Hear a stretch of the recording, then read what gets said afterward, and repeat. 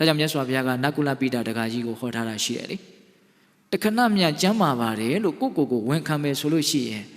အဲ့ဒီပုဂ္ဂိုလ်ဒီကိုခန္ဓာရဲ့အကြောင်းကိုအမှန်တိုင်းတကယ်မသိလို့ဝန်ခံတာပါတဲ့ခန္ဓာရဲ့အကြောင်းကိုတကယ်သိမယ်ဆိုရင်ခန္ဓာဟာတခဏလေးမြတောင်ကောင်းတဲ့သဘောမရှိဘူးလို့သိနိုင်တယ်မြင်နိုင်တယ်တတိတို့ဉာဏ်တို့အားကြီးဖို့တော့လိုတာပေါ့နောက်ကိုခန္ဓာကိုတကယ်သတိစိုက်ပြီးတော့ဘာဖြစ်နေတယ်လဲကောင်းတာတွေလားဆိုးတာတွေလားလို့အမြဲတမ်းသတိထားကြည့်နိုင်မယ်ဆိုလို့ရှိရင်ခန္ဓာဟာတစ်စက်ကလေးမှမကောင်းဘူးဆိုတာကိုသိနိုင်တယ်မြင်နိုင်တယ်ပေါ့ခုတရားဓမ္မတို့ဦးဇင်းတို့တွေကခန္ဓာရဲ့အပေါ်မှာသတိထားတဲ့သဘောအာယုံဆိုင်တဲ့သဘောသိပြီးတော့မရှိဘူးမြင်တဲ့နောက်လိုက်တယ်ကြားတဲ့နောက်လိုက်တယ်ဟုတ်လားနားနဲ့စားတဲ့ထိတဲ့တွေးတဲ့နောက်ပဲလိုက်ပြီးတော့ကိုယ်ခန္ဓာအကြောင်းကိုသိဖို့မကြိုးစားဘူးပေါ့မကြိုးစားတော့လေတကယ်လည်းမသိဘူးပေါ့ဟုတ်လားခုမြတ်စွာဘုရားရဲ့အလောင်းတော်ကဘယ်လိုစဉ်းစားနေလဲခန္ဓာသည်ယောဂသဘောအမြဲတမ်းရှိတဲ့အတွက်ကြောင့်တကယ်ကောင်းတဲ့သဘောမဟုတ်ဘူးတကယ်တန်ဖိုးရှိတဲ့သဘောမဟုတ်ဘူးဦးဇင်းတို့ဒီနေရာမှာခန္ဓာကိုယ်ကြီးသည်တဲ့အာတုရဆိုတဲ့နာကျင်ခြင်းသဘောအမြဲတမ်းရှိတယ်တဲ့ပတ္တစိတ်တကတံဗိမံအရုကာယသမုဋ္ဌိတံသမုဋ္ဌိတံအာတုရံဘဟုသင်္ကပ္ပံယတ္တနတ္ထိဒုဝံထိတိတဲ့နော်ဒီလားရှင်ဆရာလေးတွေဆိုရလိမ့်မယ်ဟုတ်လားခန္ဓာရဲ့အကြောင်းကိုမြတ်စွာဘုရားပြောတာပတ္တစိတ်တကတံဗိမံအရုကာယသမုဋ္ဌိတံအလွန်တရာစမ်းကြယ်တဲ့နော်အယုတ်နဲ့တူတဲ့အယိုးတွေနဲ့တိဆောက်ထားတဲ့နာကျင်ခြင်းသဘောအမြဲတမ်းရှိတဲ့ခိုင်မြဲတဲ့သဘောမရှိတဲ့ဒီခန္ဓာရဲ့သဘောကိုအမှန်တိုင်းမြင်အောင်ကြည်စမ်းလို့မြတ်စွာဘုရားပြောထားတာအဲ့ဒီမှာဦးဇင်းတို့ခန္ဓာရဲ့သဘောနဲ့ပတ်သက်ပြီးတော့အာတုရဆိုတဲ့စကားလုံးလေးပါတယ်အလွန်စိတ်ဝင်စားစရာကောင်းအာတုရဆိုတာနာကျင်နေတယ်ခန္ဓာကိုယ်ဟာဗါတဲ့တော့နာကျင်နေတယ်ဒီနေရာမှာအာတုရနာကျင်ခြင်းဆိုတာနဲ့ပတ်သက်ပြီးတော့မင်းကွန်းစတော်ကြီးကတော့၃မျိုးလောက်ပြောတယ်ဗျနော်နံပါတ်1စရာတုရတဲ့အိုလို့နာလာတာဟုတ်လားအသက်ကြီးလာပြီဘဝမှာနေခဲ့တဲ့အချိန်တွေများလာပြီဆိုတော့အသုံးများတဲ့စက်တလုံးလိုပေါ့လေဟုတ်လားသိပြီးတော့ကောင်းတာမရှိဘူးအကုန်လုံးယုံရွက်ချောင်ချစ်ပြီးတော့အကုန်လုံးဟာပြဿနာကြီးဖြစ်နေတယ်ဟုတ်လားအိုလို့ကိုနားလာတာဒါကြောင့်တချို့လူကြီးတွေတခါကြီးတွေဒီမှာကြီးတွေနေထိုင်မကောင်းဖြစ်တော့ဆရာဝန်သွားပြတော့မပြောက်တော့ဘူးဒါအသက်ကြီးလို့ကိုဖြစ်တာလို့ပြောတဲ့ယောဂါတွေမရှိဘူးလားရှိတယ်ဒါအိုလို့နားလာတာဘယ်သူမှမရှောင်နိုင်ဘူးဒီအိုလို့နားလာတဲ့ကိစ္စကိုရှောင်ကျင်တော့တနည်းပဲရှိတယ်မအိုခင်သေလိုက်ဖို့ပဲအဲ့ဒါကဟုတ်လားဒါကလည်းကောင်းတဲ့နည်းတော့မဟုတ်ဘူးเนาะဒီကိစ္စမှကြီးများဟုတ်လားစဉ်းစားကြည့်เนาะအိုရင်ဘာဖြစ်လာမလို့နားလာတယ်စရာတူတာနောက်ဒုတိယနာကျင်ခြင်းကရောဂါတူတာတဲ့ယောဂါကြောင့်နာတာလူကတော့မအိုသေးဘူးအတက်ကငယ်ငယ်ပဲရှိသေးတယ်ဒါပေမဲ့ယောဂါတွေကစုံနေပြီဆိုရင်လည်းပဲမနာဘူးလားနာတယ်ယောဂါကနှိမ့်ဆက်လို့နာကျင်ရတဲ့သဘောနောက်ဆုံးနာကျင်ခြင်းကစိတ်ဝင်စားတဲ့အကောင့်လေအဲ့ဒါဘာလို့ဆိုတော့ကိလေသာတူတာတဲ့နော်ကိလေသာတို့ကြောင့်နာတာလောဘဖြစ်လို့နာသွားတာဒေါသဖြစ်လို့နာသွားတာနော်ဒီလောဘဒေါသဖြစ်လို့နာတယ်ဆိုတာကိုသိဖို့ကြတော့တော်တော်မလွယ်ဘူးဗျဘုန်းဆိုတရားဓမ္မတို့ဦးဇင်းတို့ပုထုဇဉ်တွေကဒါဦးဇင်းတို့လည်းတူတူပါပဲဟုတ်လားဒီလောဘဒေါသတွေနဲ့ပဲနေနေတာဆိုတော့နာလို့နာမှမသိကျင်လို့ကျင်မှမသိဟုတ်လားငရုတ်သီးထဲမှာနေနေတဲ့ပိုးကောင်လို့ပူလို့ပူမှမသိလောင်လို့လောင်မှမသိသူကဒီထဲပဲအမြဲနေနေတာဟုတ်လားဒါကြောင့်လောဘဒေါသကြောင့်ခန္ဓာဟာနာကျင်ပါတယ်ဆိုတာကိုသိကျင်တယ်ဆိုရင်လောဘဒေါသမရှိလို့နာကျင်ခြင်းသဘောမရှိတဲ့ဒီတတ်တာမှုသဘောမျိုးလေးကိုအတွေ့အကြုံရှိအောင်ခံစားမှုများအောင်ကြိုးစားအထောက်ထားဖို့တော့လိုမယ်ထင်တယ်ဟုတ်လားလောဘမရှိလို့တတ်တာတာကိုကြုံဘူးမှလောဘရှိတာတော်တော်ပင်ပန်းပါလားဆိုတာကိုသိနိုင်တာ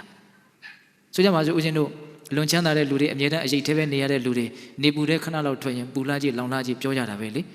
ေဟာနေပူထဲမှာပဲအမြဲတမ်းအဝတ်မပါဘဲနဲ့အလုတ်ကျန်းလုပ်နေတဲ့လူတွေရှိနေတာပဲသူတို့ပူလာကြီးလောင်လာကြီးလို့ညီးတာတိတ်ပြီးတော့မကြားရအောင်ဒိဗေကပါလေစဉ်းစားကြည့်နော်တခါကြီးမိုင်းများလောဘဒေါသကြောင့်နာကျင်တယ်ဆိုတာကိုထင်ရှားကျင်တယ်ဆိုရင်လောဘဒေါသမရှိဘဲနဲ့နာကျင်ခြင်းသဘောမရှိဘူးတတ်တာတဲ့သဘောရှိတယ်ဆိုတာကိုသိနိုင်မြင်နိုင်အောင်ကြိုးစားဖို့လိုတယ်ဆိုတဲ့အဓိပ္ပာယ်ဟုတ်ရဲ့လားတော့ဒီနေ့မှာဦးဇင်းတို့ခန္ဓာဟာနာကျင်ခြင်းသဘောရှိတယ်ဆိုတာနဲ့ပတ်သက်ပြီးတော့စကားတွေနည်းနည်းဘေးထွက်သွားနော်အဲ့တော့ဘုရားလုံးကဘလို့စဉ်းစားတယ်ယောဂသဘောအမြဲတမ်းရှိနေတဲ့အတွက်ကြောင့်ဒီခန္ဓာကိုယ်ဒီတကယ်တန်ဖို့ရှိတယ်လို့မဆိုနိုင်ဘူးတဲ့သို့တော့သူနဲ့အတွဲဖြစ်တဲ့ကိုချင်းသီလဆိုတာသူနဲ့ကင်းပြီးတော့ဖြစ်နိုင်ဘူးနော်အေးဒီခန္ဓာကိုယ်ကိုပဲအကြောင်းပြုပြီးတော့အေးငါရဲ့ကာယကံကြောင့်ငါရဲ့ဝစီကံကြောင့်တပါးသောတတ္တဝါတွေမဆင်းရဲပါစေနဲ့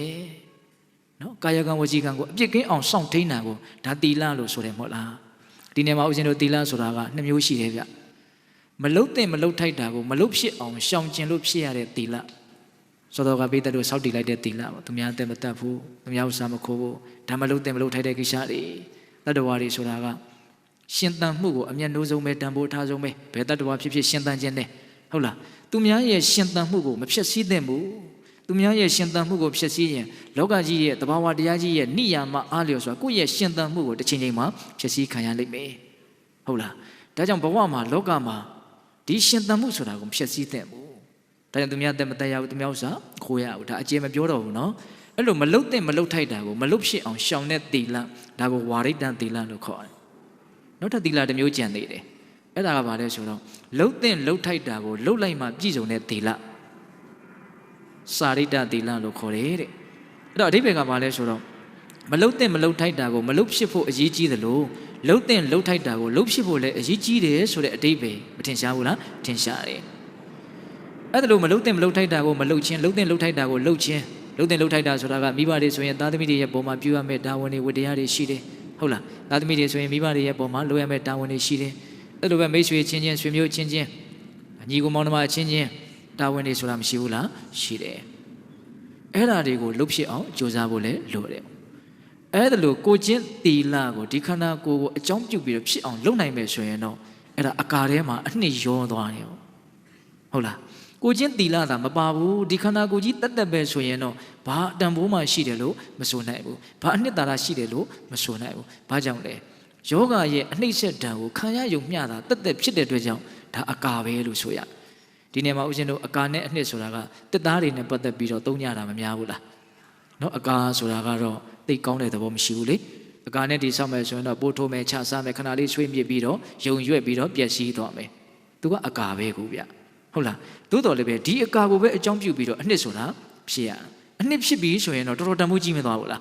ကြီးသွားပြီနော်အနှစ်နဲ့တိဆောက်ထားတဲ့ပစ္စည်းဆိုရင်တော့တိဆောက်တဲ့ပုဂ္ဂိုလ်ကအရင်သေးမယ်အဲ့ဒီပစ္စည်းကနောက်မှပြတ်မယ်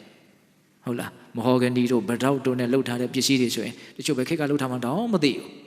းဟုတ်လားအဓိပ္ပာယ်ကမှလည်းအကာနဲ့အနှစ်ရဲ့ကွာခြားချက်ပေါ့အဲ့ဒါလိုပဲဦးဇင်းတို့ကိုချင်းတီလန့်သည်အနှစ်သဘောဖြစ်တယ်ခန္ဓာကိုယ်သည်အကာသဘောဖြစ်တယ်ဒါကြောင့်ခန္ဓာကိုယ်သည်အလွန်ဆုံးခံရန်တဘောပဲနှစ်ပေါင်း100အတွင်းမှာပျက်စီးရမယ်ဒီခန္ဓာကိုယ်ကိုအကြောင်းပြုပြီးတော့ဖြစ်ပေါ်လာတဲ့ရိုးသားမှုဖြောင့်မတ်မှုမှန်ကန်မှုဆိုတဲ့ဒီကိုချင်းတီလကတော့လူသာတည်သွားမယ်သူကတော့အပျက်ရှိဘူးမသေးဘူးတချို့လူတွေတော့တည်သွားပြီနာမည်မသေးဘူးကျန်နေတယ်ကိုချင်းတီလကောင်းလွန်းတော့နော်ဒါတကယ်မှတို့ဦးဇင်းတို့အပေါ်ယံလေးဒါဦးဇင်းပြောကြည့်တာပါဟုတ်လားဒါကြောင့်ပြည်တော်ပေါင်းသူတော်ကောင်းတို့ဒီခန္ဓာကိုယ်နဲ့ကိုချင်းတီလသည်ဒုတိယအတွဲကိုချင်းတီလသည်ဒုတိယဘဝမှာရရှိအောင်ကြိုးစားရမယ်အနှစ်သာရသဘောပေါ့ဟုတ်လားဘယ်နှတွဲရှိသွားပြီလို့ဗျနှစ်တွဲရှိသွားပြီနော်ပိုင်ဆိုင်မှုဒီဟူသောအကာတွေကနေပြီးတော့စွန့်လွတ်မှုဆိုတဲ့အနှစ်ကိုရအောင်ထုတ်တက်ဖို့လိုတယ်ပေါ့ခန္ဓာကိုယ်ဒီဟူသောအကာတွေကနေပြီးတော့ကိုချင်းတီလဆိုတဲ့အနှစ်ကိုထုတ်တက်ဖို့လိုတယ်ပေါ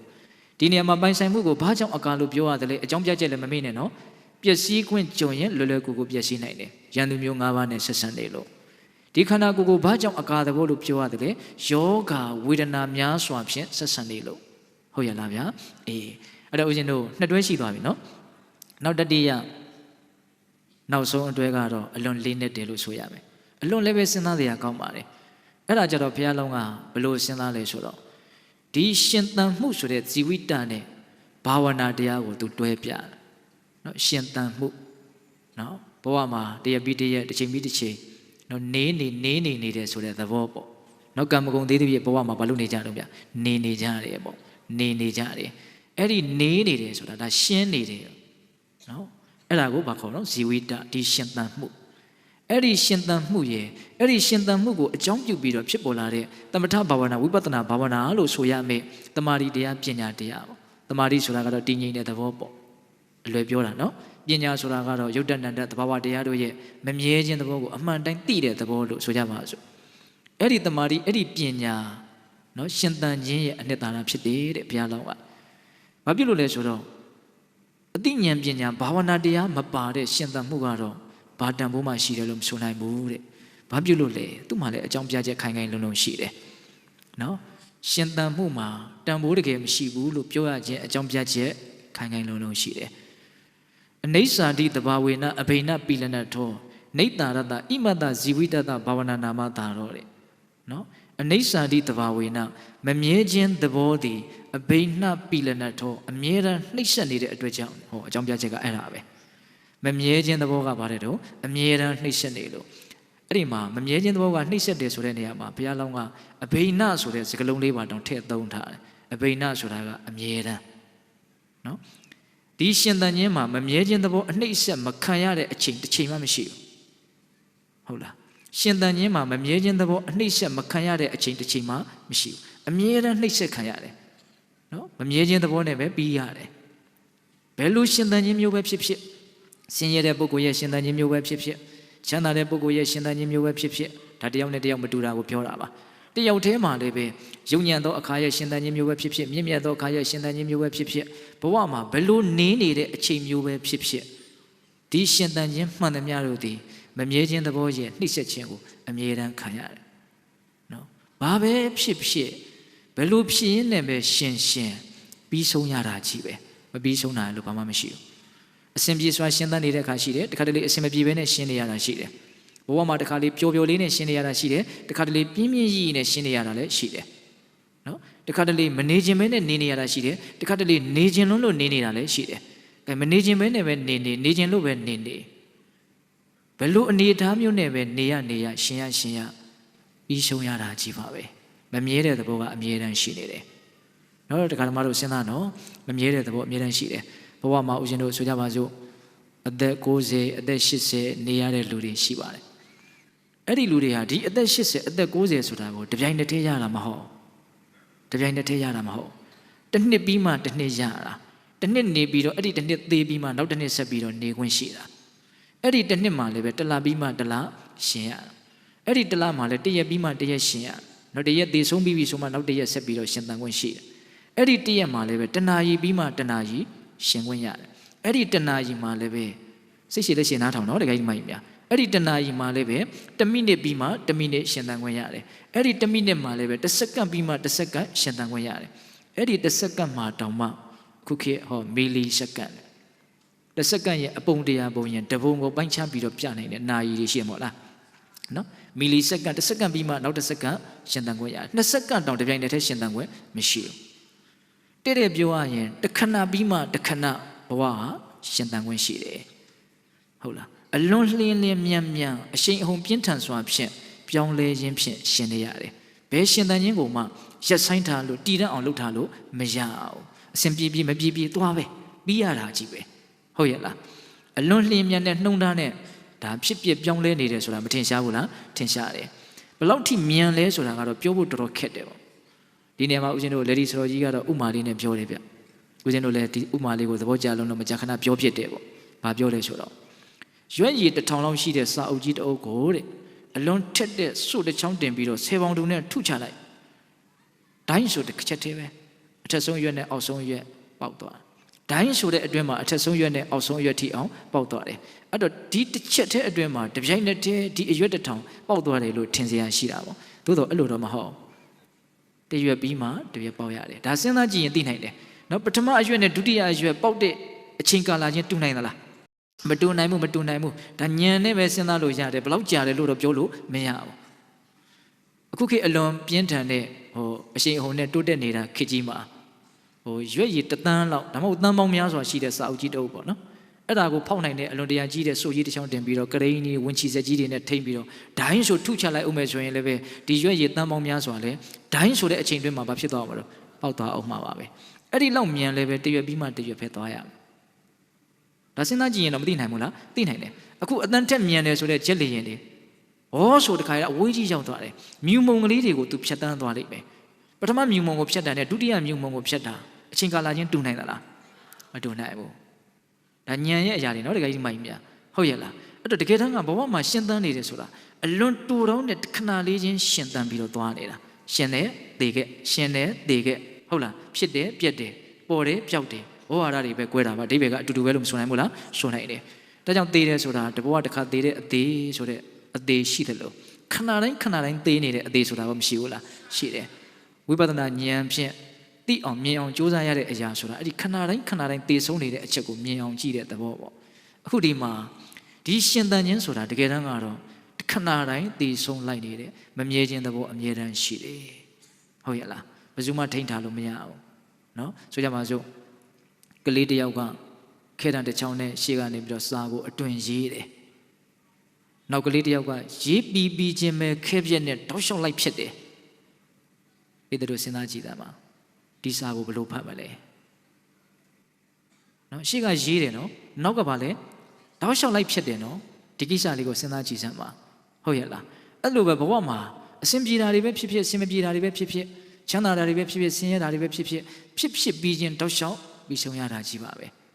ဒါပေမဲ့ဒီအချက်တွေကိုဒကာဓမ္မတို့ဦးဇင်းတို့တွေကသိပြီးတော့ဉာဏ်ပညာမကျက်စားနိုင်ကြသေးတော့ဘဝကိုပဲအကောင့်ထင်တယ်မျက်နှိုးတယ်တွေ့တာတယ်တကယ်အထင်ကြီးတယ်ဒီလိုသွားနေတာပေါ့ဟုတ်ရဲ့လားအခုဘုရားလောင်းကဗာပြောတော့ရှင်တန်ခြင်းသည်အမြဲတမ်းမမြဲခြင်းသဘောရဲ့နှိမ့်ဆက်ခြင်းကိုခံရတယ်ဒါကြောင့်သူဒီတကယ်တန်ဖိုးရှိတယ်လို့မဆိုနိုင်ဘူးတဲ့ဒီနေ့မှာဦးဇင်းတို့ဒကာဓမ္မတို့ရှင်တန်ခြင်းသည်တန်ဖိုးရှိတယ်ဆိုတဲ့ရှုထောင့်ကကြည့်မယ်ဆိုရင်လည်းကြည့်လို့ရတယ်အဲ့ဒါကဘယ်ရှုထောင့်လဲဆိုတော့မြတ်စွာဘုရားရဲ့သာသနာနဲ့တွေ့နေရတဲ့ဒီလူဘဝဆိုတဲ့ရှင်တန်မှုအလွန်တန်ဖိုးရှိပါတယ်ဘာဖြစ်လို့လဲဆင်းရဲလာတဲ့ဒီဘဝဒုက္ခတွေကလွတ်မြောက်အောင်ရုန်းကန်ခွင့်ရှိလို့တန်ဖိုးရှိတယ်လို့ပြောတာဟုတ်လားအခုပြောနေတာကအဲ့ဒီရှုထောင့်ကကြည့်ပြီးတော့ပြောနေတာမဟုတ်နော်ဒီရုန်းကန်မှုမပါဘဲနဲ့ဒုက္ခလွတ်အောင်ကြိုးစားမှုမပါဘဲနဲ့ဘဝရဲ့အကြောင်းခန္ဓာရဲ့အကြောင်းကိုအမှန်တိုင်းသိအောင်ကြိုးစားအထုတ်တဲ့ပညာရအောင်ကြိုးစားအထုတ်တဲ့အလုပ်မပါဘဲနဲ့ရှင်သန်မှုလေးဘဝမှာနေုံလေးနေသွားတဲ့အနေအထားမျိုးလေးနဲ့တော့ဘာမှတန်ဖို့ရှိတယ်လို့မဆိုနိုင်ဘူးတချို့ကလူဘဝကြီးမှာရှင်ုံလေးရှင်နေတာလို့ထင်တယ်ဘာတိုးတက်မှုမှမရှိဘူးဘာကြီးပွားမှုမှမရှိဘူးဘဝမှာအသက်ရှင်ုံလောက်ပဲရှင်သွားတယ်မြင်တရားရှိတာမြင်မယ်ကြားတရားရှိတာကြားမယ်ဘာမှမဆန်းတဲ့ကိစ္စတွေဘာမှမထူးတဲ့ကိစ္စတွေနဲ့အချိန်ကုန်ကြတယ်ပေါ့အဲ့ဒါဆိုရင်အဲ့ဒီရှင်သန်မှုကိုတန်ဖိုးရှိတယ်လို့ဆိုနိုင်သလားအနိစ္စရဲ့ဝါဘတ်အဖြစ်သက်နေရတာဖြစ်တဲ့အတွက်ကြောင့်ဒါတကယ်တန်ဖိုးရှိတယ်လို့မဆိုနိုင်ဘူးပြီးသွားတာကြီးပဲလေသူဘလို့ပဲရှင်ပြီးသွားတာဒါကြောင့်ရှင်သန်မှုဒီတကယ်တန်ဖိုးမရှိဘူးသို့တော်ဟောအဲ့ဒီသို့တော်ကအရေးကြီးတယ်နော်အဲ့ဒီရှင်သန်မှုရနေတဲ့အခိုက်အတန့်မှာဘဝရဲ့အကြောင်းခန္ဓာရဲ့အကြောင်းကိုအမှန်တိုင်းသိမြင်နားလည်အောင်ကြိုးစားအထုတ်တဲ့တမာရီတရားပညာတရားရအောင်ကြိုးစားအထုတ်တဲ့ဘာဝနာအလုပ်ကိုလုပ်နိုင်မယ်ဆိုရင်တော့အဲ့ဒီရှင်သန်မှုကအလွန်အနှစ်သာရရှိသွားပြီလို့ဆိုရ